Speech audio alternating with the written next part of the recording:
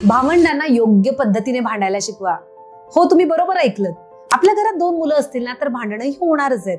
खेळण्यावरून, टीव्हीवरून किंवा अगदी काही कारण नसताना सुद्धा. मग बहुतेक पालक काय करतात?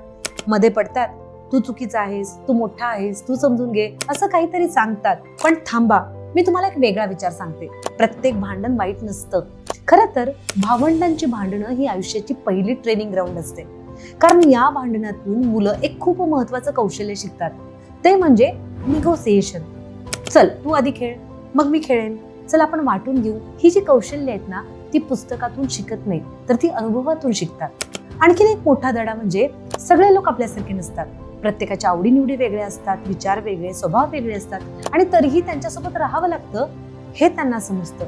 उद्या हीच मुलं मित्रांसोबत राहतील, कॉलेजमध्ये जातील, लग्नानंतर नातेसंबंध सांभाळतील. तिथेही मतभेद होणारच आहेत. म्हणून प्रत्येक भांडण थांबवण्यापेक्षा भांडण कसं हाताळायचं हे शिकवणं जास्त महत्वाचं आहे.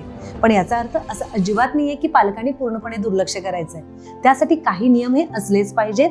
ते म्हणजे मारामारी नाही, अपमानास्पद शब्द नाही आणि वस्तू फेकायच्या नाही. आणि या जर सीमा ओलांडल्या तर पालकांनी नक्कीच हस्तक्षेप करायचा आहे. त्यामुळं भावंडांची भांडणं ही समस्या नाही तर ती नातेसंबंध हाताळण्याची पहिली शाळा आहे. धन्यवाद.